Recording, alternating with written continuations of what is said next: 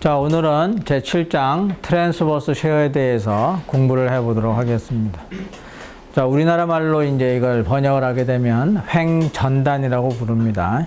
그러면 전단과 그러니까 횡전단이 어떤 차이가 있느냐라고 하는 걸 알아야 되겠는데, 전단이라고 하는 것은 우리가 그 작두 같은 걸 보게 되면 이제 이런 데다가 이제 약초를 집어넣고 여기서 이제 자르잖아요. 그렇게 했을 때 이 잘리는 면에 이 자르는 이 힘이 그대로 전달되는 경우에 이거를 전단이라고 합니다. 근데 횡전단이라고 하는 건 뭐냐면 전단력이 작용은 하는데 그 전단력에 의해서 굽힘이라고 하는 현상이 나타날 때, 그러니까 이제 그 집중 하중을 우리가 가해주게 되면, 보에다가 집중 하중을 가해주게 되면 이게 휘잖아요. 그런 식으로 이렇게 그 전단력으로 작용을 하고 있으면서도 실제적으로 이 구조물에는 굽힘을 발생시키는 그러한 전단력, 그거를 횡전단이라고 합니다. 그래서 이 횡전단이 있게 되면 결국 보 내부에는 어떤 위치를 우리가 절단을 해서 봤을 때 거기는 전단력이라고 하는 것이 거기에 이제 발생을 하게 돼요. 그래서 그 전단력 때문에 결국 전단 응력이라고 하는 게 발생을 합니다. 우리가 6장까지는 계속 모멘트가 작용한다라고 해서 모멘트를 가지고 스트레스를 구했었잖아요. 그런데 그때는 이제 우리가 사실상 전단 응력이 있음에도 불구하고 우리가 그냥 전체적으로 모멘트만 가지고 그 굽힘 응력을 구했었습니다. 근데 여기에서는 이제 전단력이 발생하고 있는 경우에 거기에 있어서의 전단 응력을 우리가 어떻게 구할 것인가 하는 것에 대한 내용을 공부하고자 하는 겁니다. 그래서 이 7장에서 이제 공부하는 그 목표는 뭐냐 하면, 첫 번째가 determine shear stress in a prismatic beam.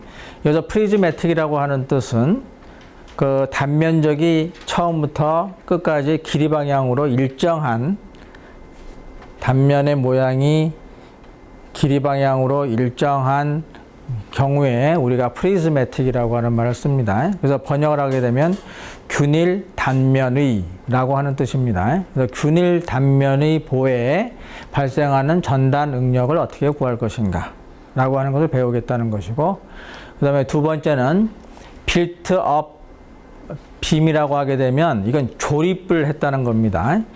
그러니까 뭐냐면 우리가 이제 볼을 만들 때 단면을 이렇게 사각형으로 만들겠다. 근데 속이 비어있는 사각형. 그렇게 되면 이제 목재를 만들든 스틸로 만들든지 간에 이제 사각형을 이렇게 짜야 되잖아요. 그렇게 되면 요런 부재, 요런 부재, 요런 부재를 이제 우리가 결합을 해서 사용을 하는데, 그걸 우리가 빌트업 빔이라고 합니다. 그래서 빌트업 빔에 있어서의 전단율을 어떻게 결정하는가. 우리가 전단율이라고 하는 말은 어디서 배웠었죠? 우리가 토션을 배울 때 그 Q라고 하는 것을 우리가 정의를 하면서 Q가 쉐어 플로우였어요. 그래서 Q는 타우의 T로 이제 계산이 됐고, 그거의 의미가 뭐였었죠? 단위 길이당의 힘이 됐었습니다. 그게 이제 쉐어 플로우예요. 그래서 여기에서도 이제 쉐어 플로우를 우리가 이제 계산을 해야 되고, 그 다음에 determine the shear flow in thin walled beam. 이거는 이제 벽이 얇은 보에 있어서의 전단율을 어떻게 계산할 것인가. thin walled beam의 대표적인 예는 뭐냐면, 우리가 wide flange beam이라고 하는 거 알죠? 그러니까 이 플랜지 부분이 굉장히 넓고, 그 다음에 그 사이에 연결해주는 부분이 웹이죠. 웹은 굉장히 얇고, 그 다음에 플랜지는 굉장히 길고. 그래서 우리가 보통 H자형이라든지 아니면 I자형 그런 그거가 이제 thin walled beam이 됩니다. 그 다음에 이제 마지막으로 determine the shear center of a cross section. 그럼 단면에 있어서의 shear center라고 하는 것은 전단 중심이 됩니다. 전단 중심. 전단 중심을 어떻게 결정하는가. 전단 중심에 대해서는 나중에 이제 자세하게 설명을 하도록 하겠습니다. 그래서 이제 전단유가 어느 경우에 생겨나느냐라고 하는 거에 이제 예인데, 이와 같은 경우에 여기 이제 그 침목이 있죠, 침목. 그래서 그 침목 위에 이제 레일이 이렇게 깔려 있고, 그 레일 위에 이제 기차가 이제 지나가게 됩니다. 그렇게 되면 이 무게가 이 레일을 통해서 이 침목에 이제 전달이 되게 되는데, 그렇게 되면 이 침목이 어떤 방향으로 이게 전달이 되겠어요? 당연히 이쪽 아래쪽 방향으로 이렇게 작용이 되겠죠. 그랬을 때 이 침목에 이제 이 전단 응력이 이제 발생을 하게 됩니다. 그래서 요게 이제 또 누르게 되면 이게 굽힘이 발생하기 때문에 이러한 경우를 우리가 트랜스 쉐어라고 얘기할 수 있고, 이거 같은 경우 이게 뭔가요? 이제 약간의 이제 계단 형태로 이게 쭉 되어 있는데, 우리가 이제 계단을 만든다라고 하게 되면 요렇게 이제 철로 되어 있는 거를 가지고 그 콘크리트가 소위 우리 콘크리트 믹스라고 그러죠. 그 우리 펌프차 같은 걸 갖고 와가지고 이렇게 뿜어대잖아요. 그래서 요거 이제 여기가 이제 평평하게 되어 있는 부분입니다. 그래서 평평하게 이제 콘크리트를 놓고 거기에다가 이제 이게 흘러 내려오지 않게 하기 위해서 이러한 것들을 이제 설치를 하죠. 그래서 이렇게 쭉쭉 길이 방향으로 놓고, 그 다음에 여기에다가 이제 콘크리트를 붓게 되면 얘가 이제 밀려서 얘를 이제 밀게 되겠죠.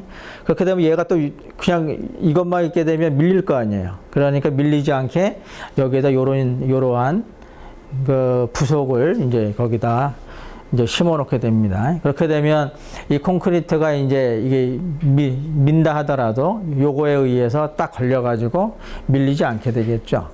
그랬을 때 이제 요 부재에 이제 이쪽으로 밀리는 요런 것이 전단력으로 이제 작용을 하게 된다는 겁니다.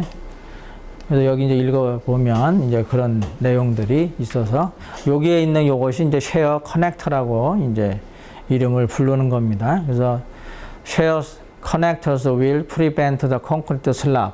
이 콘크리트로 만들어진 이제 그 육면체 모양, 이거를 우리가 슬라브라고 그러죠.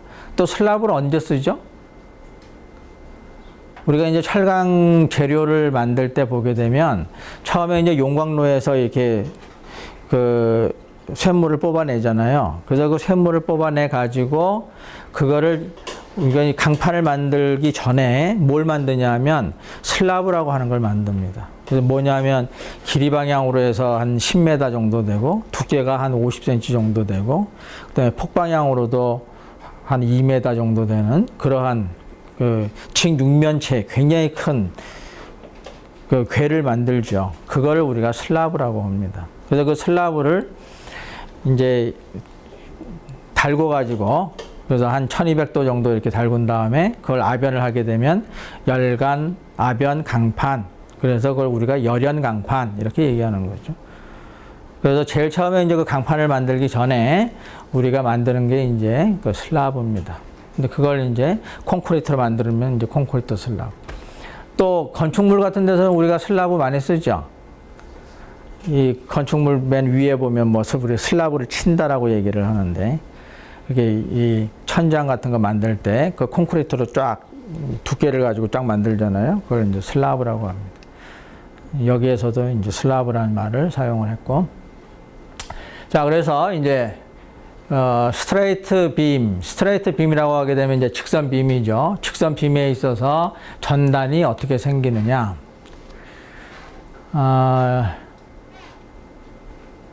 여기 보면 transverse shear stress always has its associated longitudinal shear stress acting along longitudinal planes of the beam. 그래서 보의 롱기투디널 플레인을 따라서, 롱기투디널 플레인이라고 하는 건 이쪽입니다. 이 길이 방향이란 뜻이죠. 롱기투디널 평면을 따라서 작용하고 있는 롱기튜디널, 길이 방향의 전단 응력과 상관되어 있다라는 거죠. 트랜스버스 쉐어 스트레스라고 하는 것은, 그러니까 횡 전단 응력이라고 하는 것은 길이 방향의 전단 응력과 관계가 있다. 자, 무슨 뜻이냐면 우리가 이제 요 볼을 보게 되면 이게 이제 이무의 위치에서의 이제 절단면을 이제 보여준 겁니다. 우리가 왜 SFD를 그릴 때 보면 X에 따라서, 그러니까 길이 방향 축을 우리가 X라고 놨을 때, X를 어느 위치에서 딱 자르게 되면, 거기에 그, 소위, 그러니까 양쪽에 이제 두 개의 물체로 이제 갈라지잖아요. 그죠? 그래서 그쪽 한쪽을 가지고 우리가 프리바디 다이어그램을 그리죠. 그렇게 되면 그쪽에 이 잘린 면에서 뭐가 있는 거죠? 전단력하고 모멘트가 있는 거죠. 그래서 거기에서 이제 우리가 전단력을 구하게 되는데, 그 전단력이 이제 이런 식으로 작용을 했다라고 가정을 하자는 겁니다. 그러면 전단력이 이렇게 작용을 한다라고 하는 것은 이 면적 전체에는 이제 이러한 스트레스들이 쭉 생긴다는 거죠. 그래서 이 스트레스들을 전부 다 합쳐지게 되면 그거가 뭐하고 같아져야 돼요. 이 전단 능력들의 힘을, 전단 능력들을 전부 합하게 되면 여기 있는 전단력하고 일치돼야 됩니다. 같아져야 됩니다. 그래서 이제 각 그 점에 있어서 이렇게 이쪽 방향으로 이제 전단 능력들이 이렇게 쭉 발생을 하게 되는데, 이 중에서 이게 대표적인 요 A라고 하는 그 요소를 하나 띄어가지고 생각을 하게 되면, 우리가 여기서 한 점이라고 하는 걸 딱 띄어내도 요거 이제 우리가 질점을 생각하는 거잖아요. 그럼 질점은 우리가 육면체라고 생각하는 거죠. 그러니까 여기에서 요 점에 해당하는 전단 능력을 띄어내게 되면 이렇게 지금 그림을 그릴 수가 있습니다. 그렇게 되면 이제 이쪽 방향으로 요것이 이제 여기에 해당하는 것이고, 그 다음에 그렇게 되면 이제 여기하고 그 다음에 이쪽 면에 있어서 전단 능력이 발생해야 되죠. 그걸 뭐라고 그러죠? 소위 전단 능력의 상보성이라고 그럽니다. 소위 complementary requirement라고 하죠. 상보성. 그게 무슨 얘기냐면, 우리가 이제 전단 능력이 이렇게 있게 되면, 그러니까 엘리먼트가, 그러니까 이 차원에 대해서도 생각을 하게 되면, 이런 요소가 있을 때 여기에 타우가 존재를 한다면 이 나머지 면에 있어서도 타우가 존재를 해야 되겠죠. 왜 존재를 해야 돼요? 이 자체만으로도 평형 조건을 만족시켜야 되니까. 그래서 이렇게 되어 있으면 당연히 반대 방향으로 타우가 있어야 되고, 근데 이렇게 타우가 있으면 힘은 평형이 되지만 지금 이게 서로 로테이션을 지금 하고 있는 힘이잖아요. 그래서 반대 방향으로 이러한 또 타워가 있어야만 모멘트도 평형을 이루게 된다는 거죠. 그래서 요게 하나가 있다면 나머지 거에 있어서도 이러한 타워가 발생해야 된다는 겁니다. 자, 그래서 여기에 있는 요소를 띄어서 생각을 하게 되면 지금 이제 이런 식으로 우리가 그림을 그려줄 수 있는 겁니다. 그래서 여기에서 타우가 여기 아래에 있는 요 화살표가 여기에 해당하는 겁니다. 그렇게 되면 여기에 타우가 있다는 얘기는 이쪽에서는 이쪽 방향으로 타우가 있다는 얘기고, 또 이쪽에서는 이쪽 방향으로 타우가 있다는 얘기고, 또 이 면에서는 이쪽 방향으로 타우가 있다는 뜻이 됩니다. 그래서 이러한 그 전단 능력의 분포가 이제 이렇게 생겨줘야 되는데, 만약에 여기 B라고 하는 점을 생각을 하게 되면, 여기 B라고 하는 것은 이 모서리입니다. 상부 쪽에 맨 요 면하고 붙어 있는 점을 얘기합니다. 그렇게 되면 여기에 있는 요 화살표, 여기 전단 능력 때문에 이제 이렇게 그림을 그릴 수가 있겠죠. 그렇게 되면 여기에 전단 능력이 있어야 되고, 따라서 이것처럼 이쪽에도 있어야 되고, 이쪽에도 있어야 되고, 이쪽에도 있어야 됩니다. 그런데 여기 맨 위에라고 하는 것은 여기에서는 아무런 힘이 작용하고 있지 않습니다. 그렇게 되면 이 윗면에 있어서의 전단 능력은 없어야 되는 거죠. 그러니까 요 위에는 없어야 됩니다. 그리고 여기가 없다는 뜻은 뭐냐 하게 되면 바로 여기에 있는 이 타우도 없어야 된다는 걸 의미하죠. 그래서 요 B라고 하는 점에 있어서의 타우는 0이어야 한다는 걸 의미합니다. 결국 여기에서부터 여기까지 이 상면하고 그 다음에 여기에 아래면에 있어서의 타우는 0이 된다는 뜻입니다. 대신에 이 상면하고 요 아래면을 제외한 나머지에서는 요러한 전달 능력이 분포를 해야 된다는 거죠. 자, 그래서 이제 여기 이러한 형태로 나타나는 이 타우를 우리가 어떻게 계산을 해야 되는가 하는 걸 배우는 게 지금 우리 7장에 있어서의 주 목적입니다. 자, 그래서 일단 우리가 이제 보에 있어서 전달 능력이 과연 발생할 수 있는가 아니면 발생할 수 없는가라고 하는 걸 알아보기 위해서 이제 이러한 실험을 한번 해봅니다. 그래서 전달 능력의 효과가 어떤 식으로 있을까? 지금 요 A번 그림은 뭐냐면 이 보가 세 개의 판으로 되어 있습니다. 그래서 보드라고 하는 건 판이죠. 그래서 판이 서로 접착되어 있지 않은 경우를 얘기합니다. 그래서 요거 세 개의 판이 그냥 그대로 놓여 있는 거죠. 그냥 이렇게 폭에서 이렇게 올려져 있는 겁니다. 대신에 여기 있는 것은 이 세 개의 판이 접착제로 해가지고 이 두 개의 판을 요렇게 접착되어 있고 또 이쪽도 접착되어 있고 접착이 되어 있다는 뜻은 뭐예요? 마치 하나인 구조물처럼 이제 움직이게 된다는 겁니다. 이건 독립적으로 움직인다는 뜻이고. 뭐 우리가 이제 예측을 할 수 있듯이 여기에 P라고 하는 것이 중앙에 작용을 하게 된다면 이 세 개의 판은 이제 이런 식으로 이렇게 휘어지게 될 겁니다. 근데 여기에 있어서 여기가 층이 나타나게 되겠죠. 그 왜 층이 나타나겠죠? 누르게 되면 얘가 휘어지면서 서로 이제 이 위쪽은 어느 정도는 이제 줄어들고 아래 쪽은 또 어느 정도 이제 늘어나겠죠. 그러니까 여기는 약간 줄어들고 여기는 약간 늘어나고 줄어들고 약간 늘어나고 이런 형태가 나타나는데 이게 서로 분리가 되어 있다 보니까 이 인터페이스에서는 어떤 일이 벌어지겠어요? 처음에는 이렇게 똑같이 있다가 이렇게 누르게 되면 요 판하고 이 아래에 있는 판은 서로 슬라이딩이 일어나는 거죠. 그죠? 슬라이딩이 일어나서 여기에 있는 게 이제 조금 튀어나오고 여기 있는 거 조금 들어가고 이런 형태로 이제 변형이 되는 겁니다. 근데 거기에 비해서 얘는 어떻게 되느냐 하면 다 본딩이 되어 있기 때문에 누르게 되면 서로 이쪽에서는 당연히 슬라이딩이 있겠죠. 여기처럼. 근데 그 슬라이딩을 뭐가 막아주고 있는 거예요? 접착제가 막아주고 있는 겁니다. 그러니까 접착제가 이쪽에서 서로 이렇게 미끄러지려고 하는 것을 못 미끄러지게 이 본드가 딱 붙잡아주고 있는 거죠.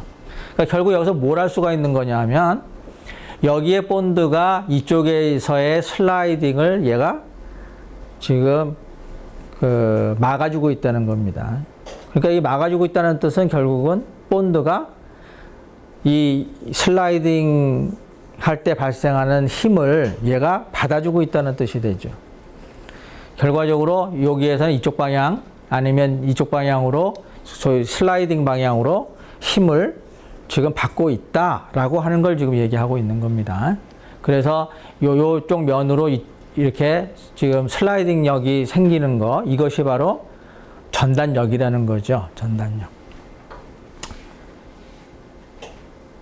자, 그렇다면 전단력이라고 하는 게 만약에 여기에서 이쪽 방향으로 요 위에 판재를 생각했을 때 여기서 오른쪽 방향으로 이렇게 지금 힘이 작용하고 있다면 그 점에 해당하는 이쪽 위에서부터 아래로 내려오는 면이 있겠죠. 그 면에서는 어떤 방향으로 쉐어 스트레스가 생기게 될까요? 무슨 얘기냐 하면 판이 지금 이렇게 있는데 여기에 지금 이쪽 방향 이렇게 해서 이쪽 방향으로 지금 이렇게 타우가 이렇게 생겼고 여기를 이렇게 자르게 되면 이제 여기에 요소를 생각할 수 있겠죠. 이 요소를 이렇게 딱 잘라내게 되면 타우가 이쪽 방향으로 지금 타우가 있다는 거예요. 그죠? 그렇게 되면 이쪽이 지금 이 면입니다. 소위 Y축 방향이죠. Y축 방향에서 타우가 어떤 식으로 작용해야 돼? 이쪽으로 작용을 해야 된다라고 하는 걸 의미합니다. 그러니까 이거를 구한다는 것이나 이거를 구한다는 것은 결국 똑같은 얘기가 되죠. 똑같은 얘기가 됩니다. 그래서 이제 어떤 식으로 유도를 할 거냐 하면 이거를 이용을 해서 요 점에 작용하는 타우를 구하려고 합니다.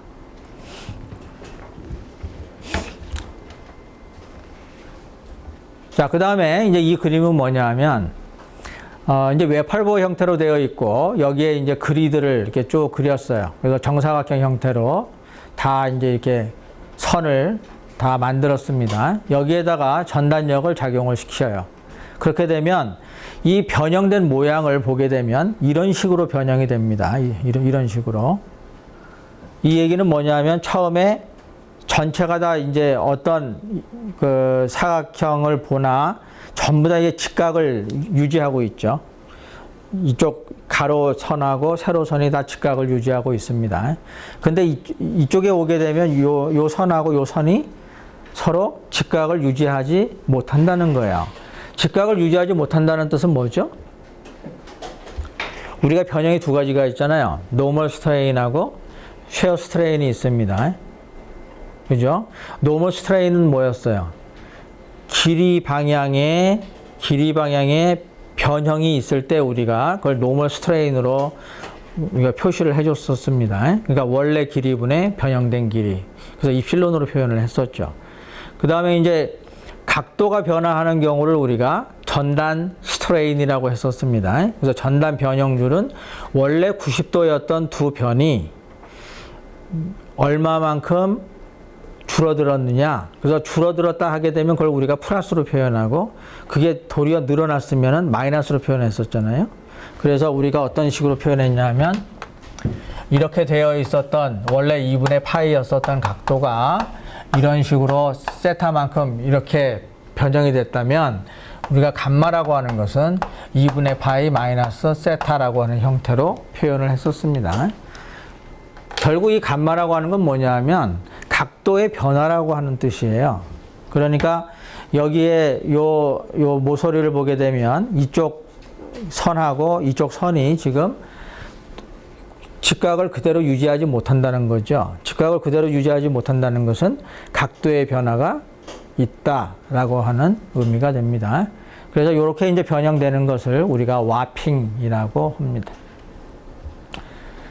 자, 그래서 이제 우리가 어떤 식으로 그러면 유도를 해 주겠는가? 자, 그 전에 자, 여기에 있는 이 변형을 여기서 지금 요약을 해 놓은 겁니다. 그래서 어떤 식으로 지금 변형을 하고 있는가? 자, 읽어보면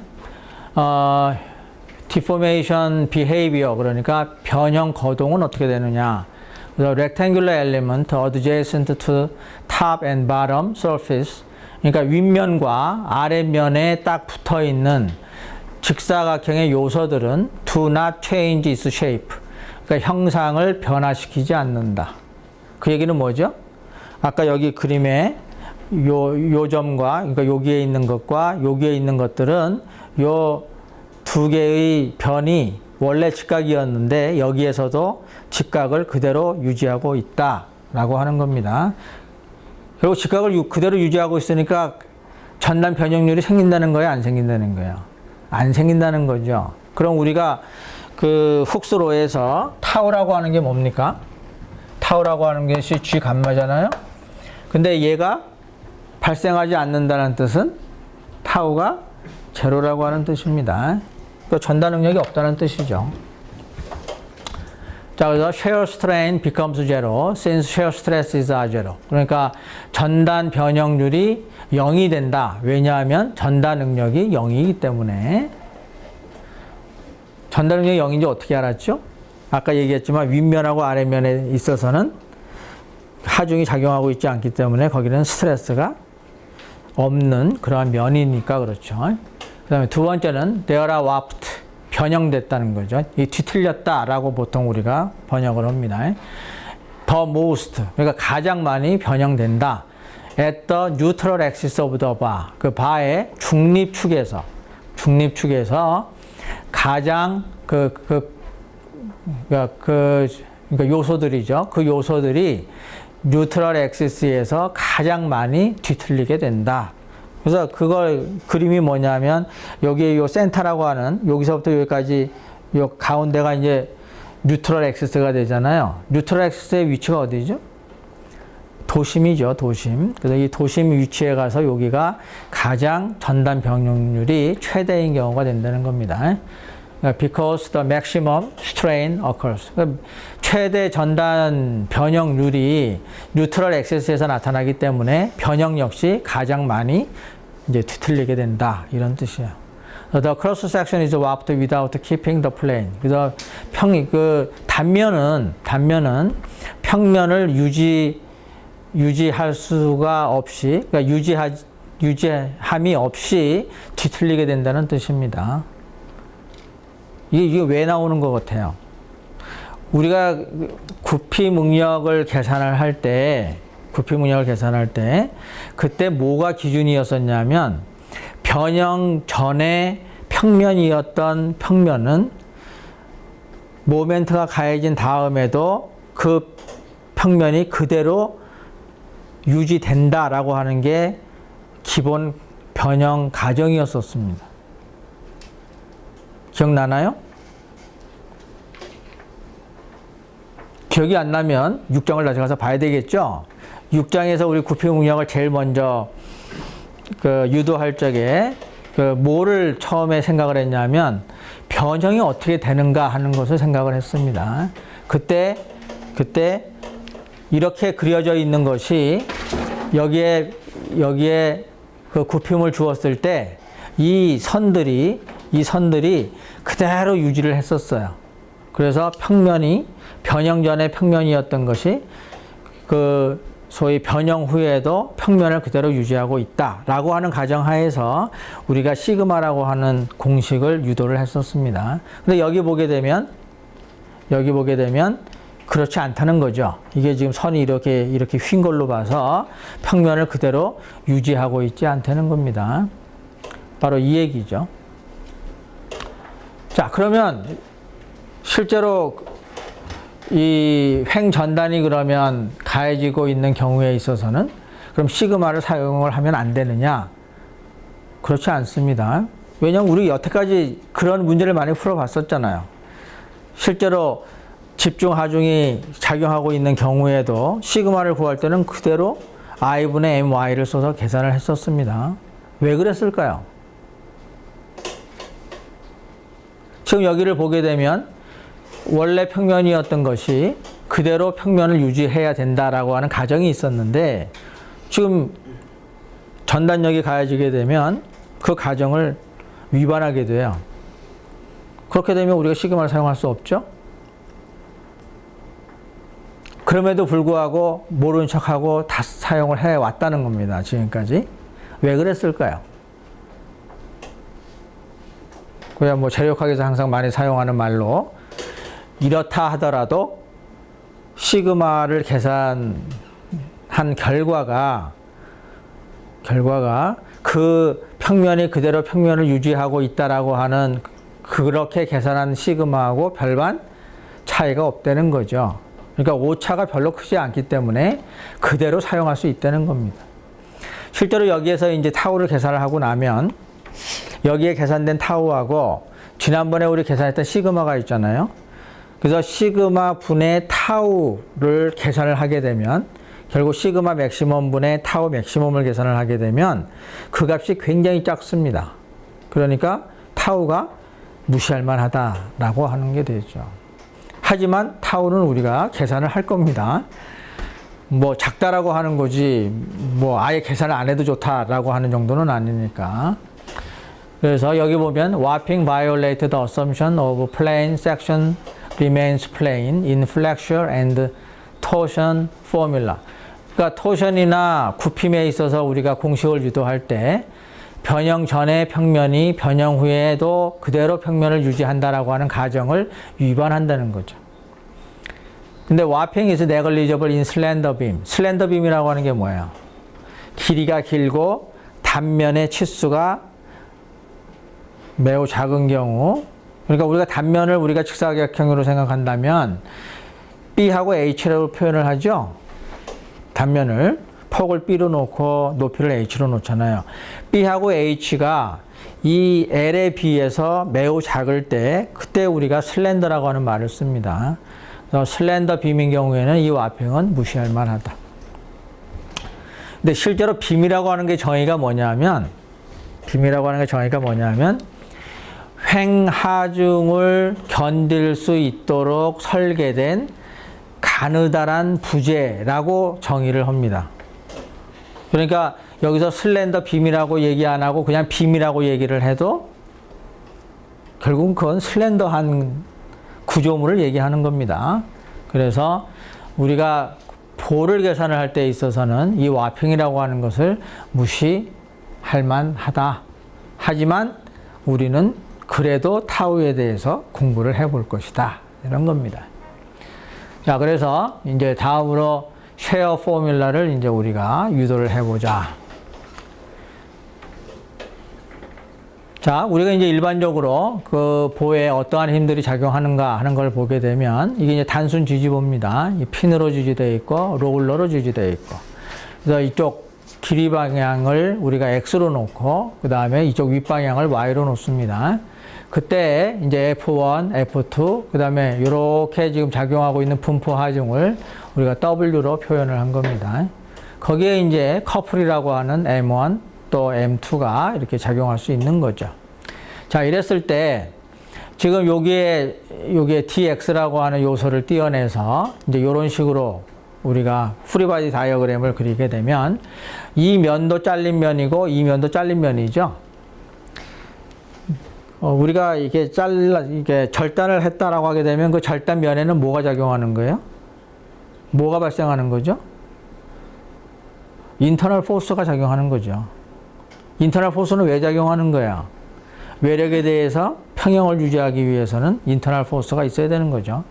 그래서 여기가 X라고 하는 위치고 요 위치가 X 플러스 DX라고 하는 위치입니다. 근데 이 양쪽을 다 잘랐으니까 여기에 X라고 하는 면에 있어서 V라고 하는 전단력과 M이라고 하는 모멘트가 이렇게 작용을 할 것이고 또 DX만큼 떨어져 있는 면에서도 이제 이 V가 똑같을 리는 없겠죠. DX만큼 거리가 있으니까. 그래서 V 플러스 DV, 그 다음에 M도 M 플러스 DM, 그 다음에 여기에 있어서는 이제 WX가 여기 있으니까 WX, DX라고 하는 힘이 여기에 작용을 하고 있는 겁니다. 그러니까 요건 외력이고, 요것도 내력, 요것도 내력이 되는 거죠. 그래서 여기에서는 이제 이 Y축 방향으로 계산할 때는 Y축의 그 힘의 평형을 계산할 때는 이게 필요하지만 여기서 X축에 있어서의 평형을 한번 생각을 해 보겠다는 겁니다. 그럼 X축이 작용하고 있는 힘들의 합은 0이어야 되죠. 왜요? 평형 조건에 의해서 이게 0이어야 됩니다. 그러면 여기에 있어서의 V와 여기에 있어서의 V 플러스 DV는 노멀 스트레스를 발생시킬 수 있어요, 없어요? 발생시킬 수 없습니다. 그죠? V라고 하는 게 있게 되면 타우는 계산할 수 있어도 시그마는 계산할 수 없죠. 그럼 여기에서 지금 X방향의 스트레스를 만들어낼 수 있는 것은 이 M하고 이 M밖에 없습니다. 그러니까 이 M에 의해서 나타나는 스트레스의 분포가 이렇게 나타난다는 거죠. 이거 어떻게 계산했겠어요?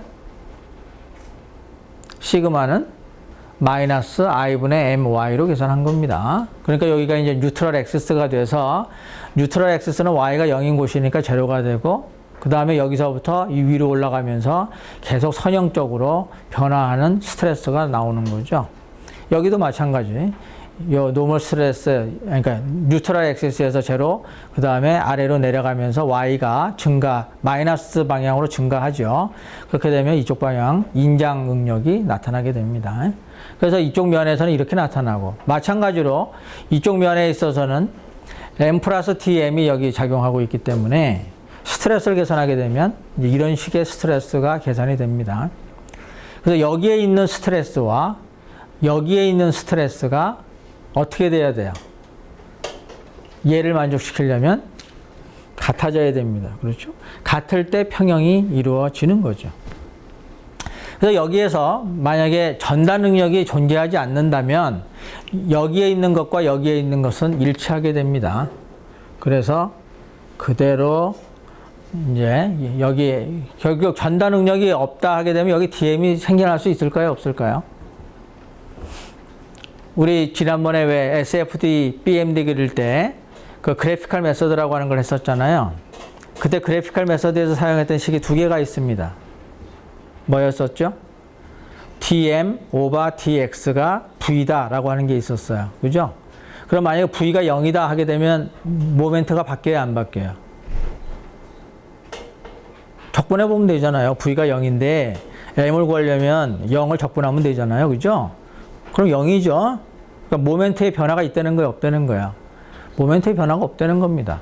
그러니까 전달 능력이 없다는 뜻은 여기 m 플러스 dm이 이 m과 같다는 뜻이에요. 그러니까 이 변하고 이 변에 걸리는 스트레스의 합은 서로 같아야 된다는 겁니다. 그럼 여기에 만약에 전달 능력이 여기서 발생을 한다면 어떻게 될까요? 전달 능력이 발생한다는 얘기는 바로 이 식에 의해서 dm 오버 dx가 v라고 하는 거에 의해서 v가 있다는 거죠. v가 있다는 얘기는 결국 m이 있다는 겁니다. 그죠? 그러니까 m이 어떻게 된다는 거예요? m이 변화한다는 뜻이죠. m이 변화한다는 뜻이에요. 그래서 여기에 있는 것처럼 이제 여기 dm이 발생을 하려고 하면 여기에 v가 있어야 된다는 뜻입니다. 그래서 이 v가 있게 되면 결국 이쪽 방향으로 타우가 존재한다는 뜻이죠. 자, 지금 똑같은 얘기를 굉장히 지금 자주 하는 이유는 이따가 유도할 때 도움을 받기 위해서 지금 얘기를 하고 있는 겁니다. 자, 그래서 이제 이게 이제 유도하는 방법입니다. 그래서 이제 쉐어 포뮬라를 우리가 어떻게 구할 것인가.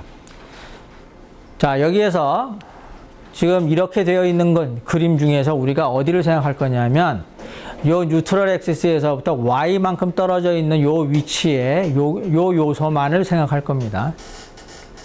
그래서 그 그림이 바로 이겁니다.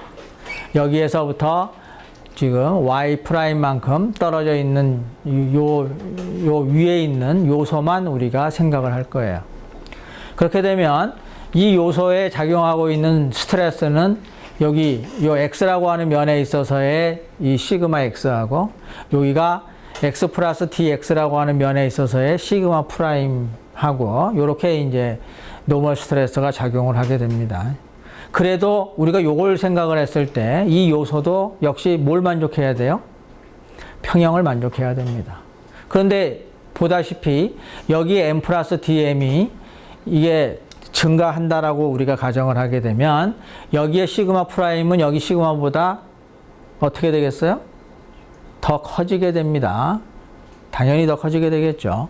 그러면 여기 분포가 이렇게 되어 있는데 여기가 쭉 연결되면 여기 제로가 됩니다. 근데 여기서 지금 자른 거죠. 그러면 요 힘을 다 더한 거가 이쪽 방향으로 이제 하나의 힘이 나올 것이고 이거를 다 더한 게 이쪽 방향으로 힘이 나올 거예요. 근데 그게 평형을 못 이루겠죠. 그럼 평형을 유지하려면 이쪽의 면에 힘이 있어야 됩니다. 그렇죠? 그래서 이쪽 면에 작용하는 게 지금 이 길이 방향으로 지금 작용을 하고 있으니까 이거를 우리가 타우라고 여기다 표시를 하자는 거예요. 그래서 이 타우가 있게 되면 이 타우는 결국 어디에 작용하고 있는 거냐면 지금 여기에 작용을 하고 있는 겁니다. 여기에. 지금 이 그림을 지금 여기 그림을 지금 띄어낸 거예요. 그러니까 요거를 여기서 이쪽으로 지금 바라본 겁니다. 이제 바라보게 되면 이제 여기서 이쪽을 바라보게 된 거죠. 그래서 여기가 이제 단면이고, 단면의 모양이고, 그 다음에 여기가 dx만큼 떨어져 있는 그 폭이 되고, 그 다음에 여기가 어떤 선이 되느냐면 바로 요 선이 됩니다. 그래서 요 위치가 요 위치하고 일치하는 거예요. 그러니까 여기에서부터 여기까지가 바로 y' 됩니다. 여기서부터 여기까지 y'. 그래서 여기에 진하게 표시되어 있는 요 부분이 바로 어느 부분이 되냐면 요 부분이 되는 거죠. 요 부분. 요 위에 있는 요 부분이 되는 겁니다. 그래서 이쪽 방향으로 지금 이렇게 힘이 가는 게 지금 시그마 프라임이고 이쪽으로 여기 시그마가 이쪽에서 이쪽 방향으로 작용하는 겁니다. 그래서 그만큼 이쪽 방향으로 지금 작용을 시키고 있는 거죠.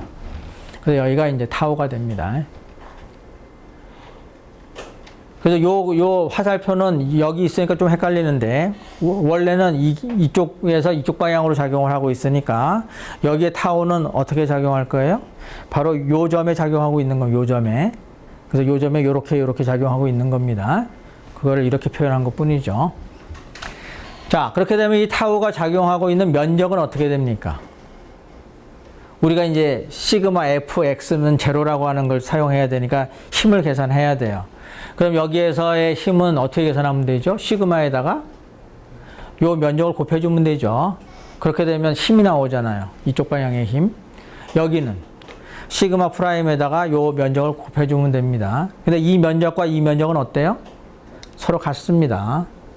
자, 그러면 우리가 평형을 유지하기 위해서 타우라고 하는 걸 여기에다가 이제 도입을 했는데, 이 타우에 의해서 나타나는 그 힘은 뭐가 되느냐 하면 이 타우에다가 면적을 곱해줘야 돼요. 그 면적이 어디가 되느냐 하면 바로 요 면적이 됩니다.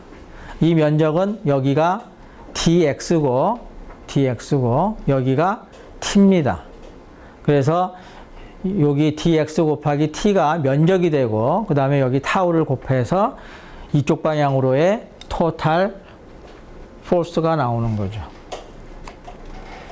자, 여기까지가 제일 중요한 겁니다. 이것만 알면 그 다음부터는 뭐 전혀 문제가 없어요. 자, 다시 한번 보면 여기에 있는 이 그림이 이 그림하고 어떻게 매치가 되는지를 우리가 이해를 잘 해야 됩니다. 여기가 좀 dx고 여기가 dx입니다. 그 다음에 여기서부터 여기까지는 여기서부터 여기까지를 의미하는 거예요. 좀 여기를 의미하는 겁니다.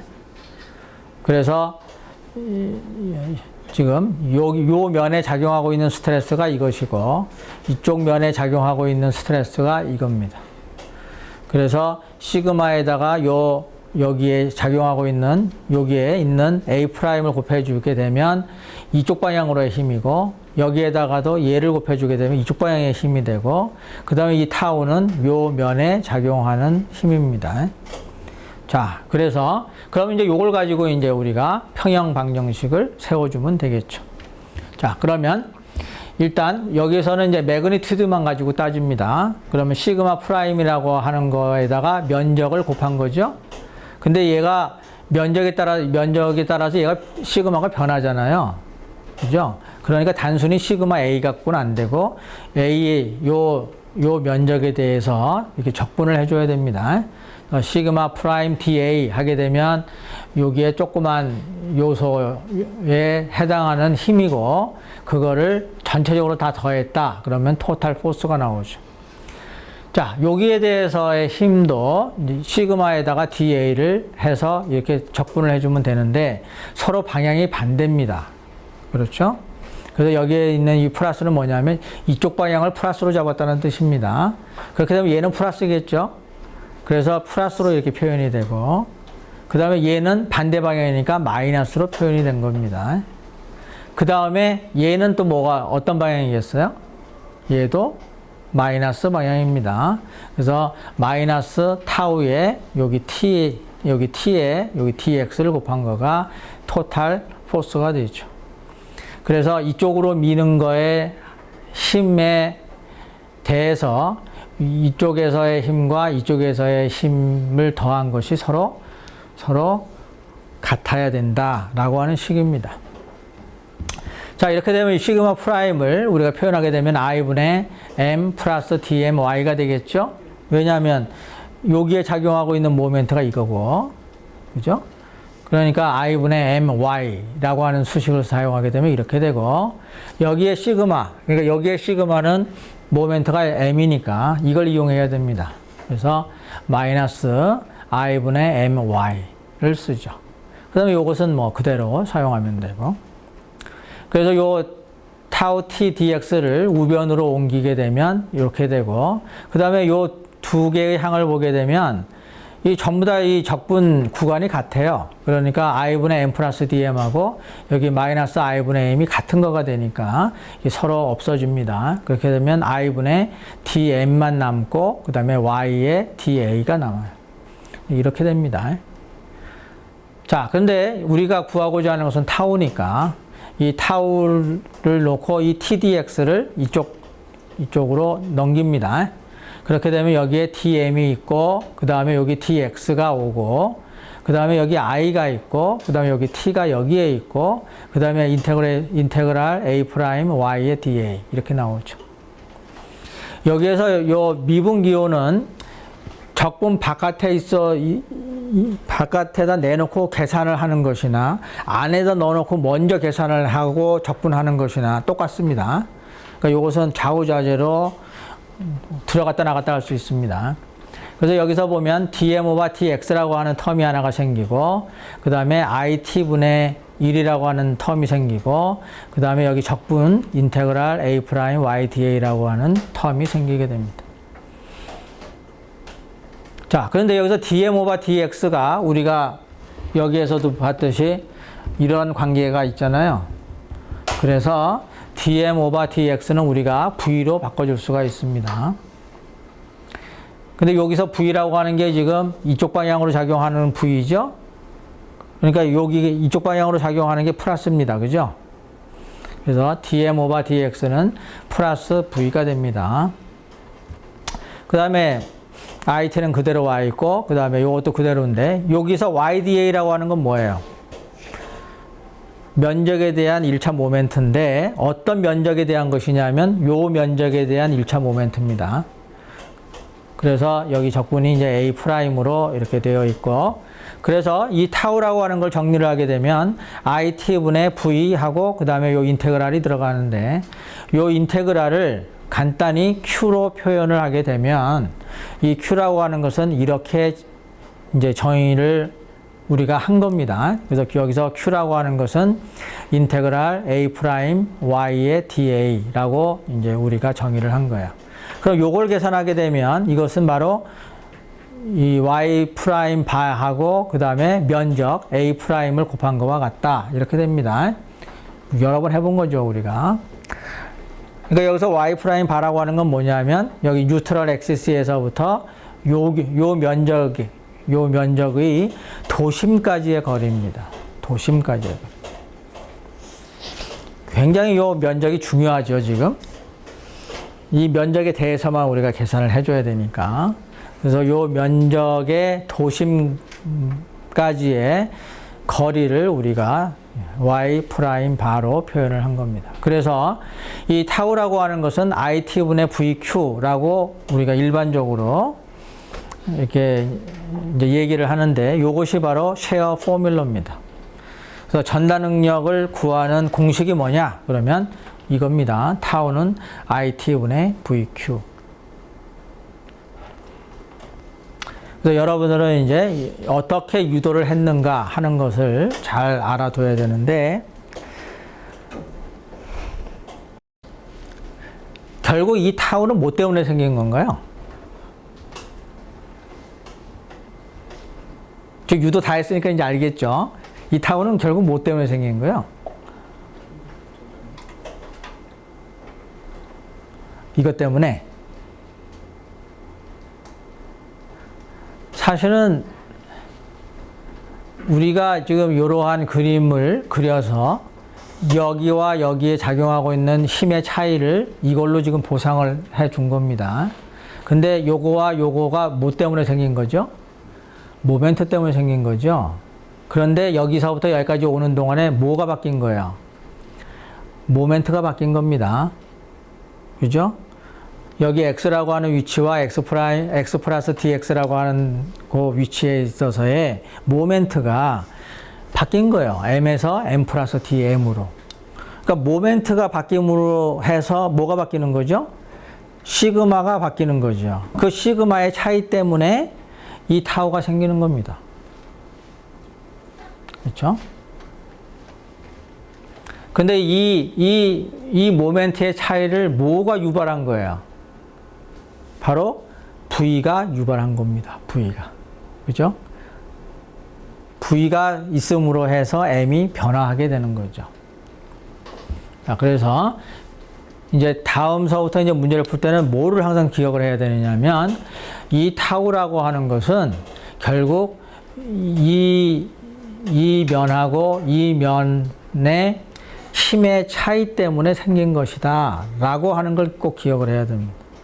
근데 그 힘은 모멘트에 의해서 그 힘의 차이가 생긴 거다 라고 하는 거를 기억을 해야 우리가 다음에 이제 풀려고 하는 문제들을 다 풀 수가 있습니다. 그러니까 결국 원리를 알아야 된다는 뜻입니다. 자, 그래서 예를 들어서 우리가 직사각형 단면의 보에 대해서 타우를 한번 계산을 해보면 어떻게 계산할 수 있는가 하는 걸 해보자는 겁니다. 자, 우리가 지금 요만한 그 직사각형 단면을 생각하면 여기가 폭이 B이고 높이가 H입니다. 그러면 뉴트럴 엑시스는 여기 도심에 있게 되니까 여기에 도심이 있어서 여기가 이제 뉴트럴 엑시스가 되는 거고, 그 다음에 여기서부터 여기 Y라고 하는 요 위치 여기를 잘라 가지고 여기에 있어서의 타우를 지금 우리가 구하고자 하는 거예요. 실제 목적은 어디에 있는 거냐면 요 점에 있어서의 타우를 구하고자 하는 겁니다. 그러니까 아까 여기 그림에 보게 되면 여기에 있어서의 지금 타우를 구하고 싶은 건데 이거는 지금 X방향이잖아요. 지금 단면은 이렇게 생겼죠. 그러니까 여기에서 지금 이 타우는 어디에 있어서의 타우를 구하기 위해서 지금 이 그림을 얻은 거예요. 요 위치에 있어서의 타우를 구하기 위해서 여기에 있는 타우를 생각한 거죠. 그죠? 요 위치에 발생하는 타우를 구하기 위해서 이 타우를 지금 구한 겁니다. 그래서 이 타우를 구하게 되면 결국 요 모서리에는 이쪽 방향으로 타우가 생긴다는 뜻이죠. 결국 여기에 있어서의 요 변에 있어서의 타우를 구한다는 얘기는 결국 이쪽 X방향 쪽에서 요 Y만큼 떨어져 있는 곳에서의 타우를 구한다는 뜻과 같은 겁니다. 자, 그건 이제 연습 문제를 풀어보면 더 확실하게 알 수 있으니까 그건 잠깐 뒤로 미루고. 자, 그러면 우리가 알고 있는 수식이 뭐냐 하면 타우는 뭐예요? I T분의 VQ입니다. 그러니까 먼저 I를 구해야 되겠죠. 그러면 I라고 하는 것은 이 단면이 있으니까 이거에 대해서 B하고 H의 단면에 대한 모멘트 오브 이너셔는 12분의 BH 3성 이렇게 구할 수가 있죠. 그 다음에 여기 T라고 하는 것은 요 그림을 잘 보면 여기가 T라고 하는 게 여기서부터 여기까지입니다. 그러면 여기가 지금 직사각형이라는 뜻은 여기가 이렇게 직사각형이라는 뜻이죠. 이렇게. 그럼 T하고 뭐하고 같은 거예요? T하고 B하고 같은 겁니다. 자, 그래서 T하고 B하고 같은 거예요. 그 다음엔 V는 요 면에 있어서의 전단 여기니까 그건 우리가 바로 구할 수 있습니다. 그죠? 그러니까 V는 알려져 있는 겁니다. V는 그냥 아는 것이고, 그 다음에 Q를 구하는 게 여기에서의 문제예요. 그래서 Q라고 하는 걸 정의하기를 이렇게 정의를 했습니다. 그럼 여기서 DA라고 하는 것은 요 Y만큼 여기에서 조금 요만한 요소를 생각하면 되죠. 그럼 그 요소는 뭐 곱하기 뭐가 돼요? B 곱하기 DY가 됩니다. 그래서 여기 DA라고 하는 것은 B 곱하기 DY로 바꿀 수가 있죠. 그 다음에 Y는 원래 있었으니까 Y가 되고. 그 다음에 이 Y를 어디서부터 어디까지 적분하는 거예요? 지금 DA가 B, DY가 됐으니까 Y에 대한 적분으로 바뀐 거죠. 그럼 Y는 어디서부터 어디까지냐면 여기서부터 2분의 H까지입니다. 그죠? 요 아래는 지금 우리가 생각하는 게 아니니까 우리 요것만 생각하는 거면 요것만. 그러니까 Y가 Y에서부터 2분의 H까지. 그래서 Y에서부터 2분의 H까지 적분 구간이 이렇게 됩니다.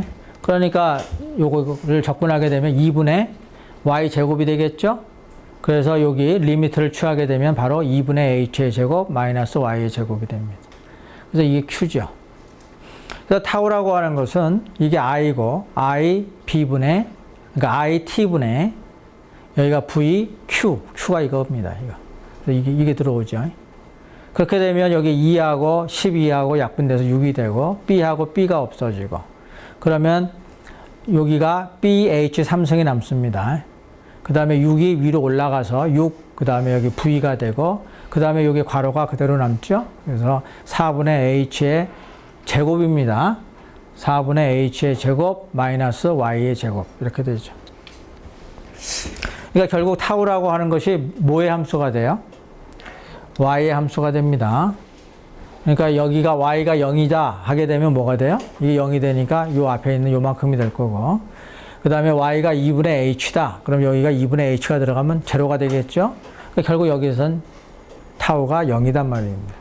여기서부터 여기까지 변화할 때 어떻게 변화한다는 뜻이에요?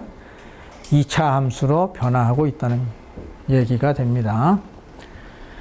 자, 그래서 타우 맥시멈은 어디서 나타나느냐 하게 되면 Y가 0인 곳에서 나타나게 되겠죠. 그래서 Y 대신에 0을 집어넣게 되면 여기가 이게 계산이 돼서 BH 3승분의 6V 그 다음에 4분의 H의 제곱 그래서 요거하고 이거 없어지면 BH가 남고 4배 그 다음에 6V가 남습니다. 근데 여기 면적이 뭐예요? B 곱하기 H죠? 그래서 BH를 A로 바꿔주게 되면 2A가 되고 아니죠. 4A가 돼야 되겠죠. 4A. 근데 여기 6이 있으니까 2로 약분을 하게 되면 이게 3이 되고 여기가 2가 됩니다. 그래서 2A분의 3V가 돼요. 무슨 뜻이 되죠? A분의 V라고 하는 것이 타우의 에버리지입니다. 그렇죠? 그러니까 타우의 에버리지의 2분의 3배만큼 응력이 크게 걸린다라고 하는 얘기가 됩니다. 그래서 이걸 실제적으로 그림을 그리게 되면 소위 H에 대해서 그래서 보가 BH가 되면 우리가 이제 이런 식으로 표현을 하게 되겠죠. 여기가 뉴트럴 X가 여기에 있고 그 다음에 여기에 이제 단면이 여기가 B고 여기가 H 이렇게 되는 거죠. 이렇게. 그랬을 때 여기 보게 되면 Y가 제로인 곳에서 타우가 2A분의 3V가 되죠. 그러니까 여기에서 여기 이만큼 나오게 됩니다. 여기가 2A분의 3V가 되는 거죠. 그 다음에 여기가 뭐가 되죠? Y가 2분의 H일 때 제로가 됩니다. 그러니까 여기가 제로가 되죠. 그래서 여기서부터 이렇게 되는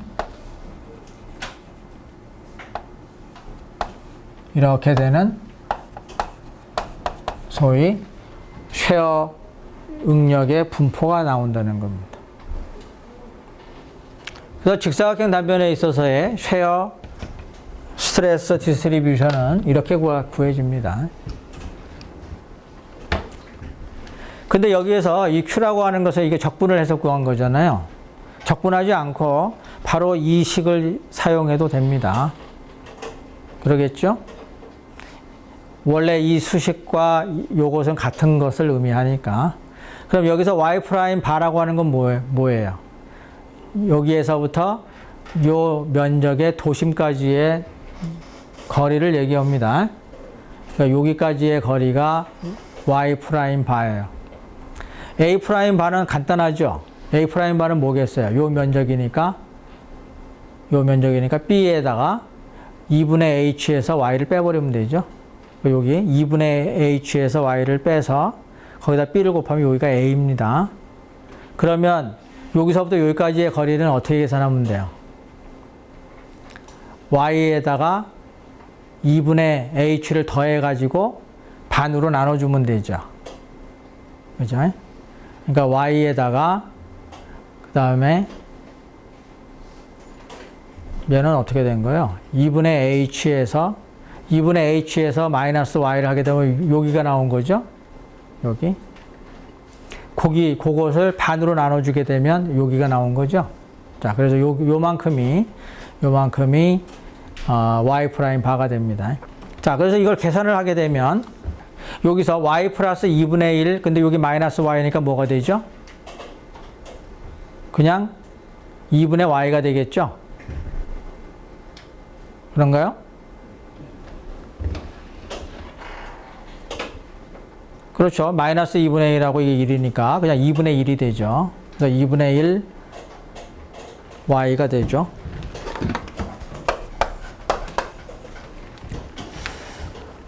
그 다음에 이 안에 있는 게 뭐가 돼요? 4분의 h가 됩니다. 4분의 h. 그러니까 이것을 2분의 1로 꺼내주게 되면 뭐가 돼요? y 플러스 2분의 h가 됩니다. 그러면은 여기 2분의 1을 그래서 꺼내 놓은 거예요. 여기에 2분의가 여기 있는 겁니다. 그 다음에 여기 b가 여기에 있고, 그 다음에 여기 계산한 것이 지금 y 플러스 2분의 h죠.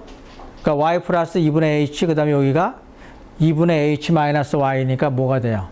4분의 h의 제곱, 그러니까 2분의 h의 제곱 마이너스 y 제곱이 되죠. 이렇게 됩니다. 이거하고 뭐가 같다는 뜻이냐면 이게 같다는 뜻입니다. 그러니까 이렇게 적분하는 것보다 이렇게 계산하는 게 더 편리하지 않는가. 그래서 Q를 구하는 방법은 이렇게 두 가지의 방법이 있습니다. 자, 그 다음에 여기에 지금 인테그랄 타우의 dA라고 하는 건 뭐냐 하면 여기에서부터 여기까지 발생하는 타우를 다 이렇게 계산할 수 있습니다. 그러면 요 점에서 요 위치에서 전부 타우가 있을 건데 이 타우를 다 더하게 되면 뭐와 같아야 돼요? 이 위치에 있어서의 V와 같아야 되는 거죠. 그래서 실제로 되는지 한번 본 겁니다. 그래서 타우의 dA를 요 전체 면적에 대해서 다 더해 본 거예요. 그래서 타우라고 하는 수식이 바로 이겁니다.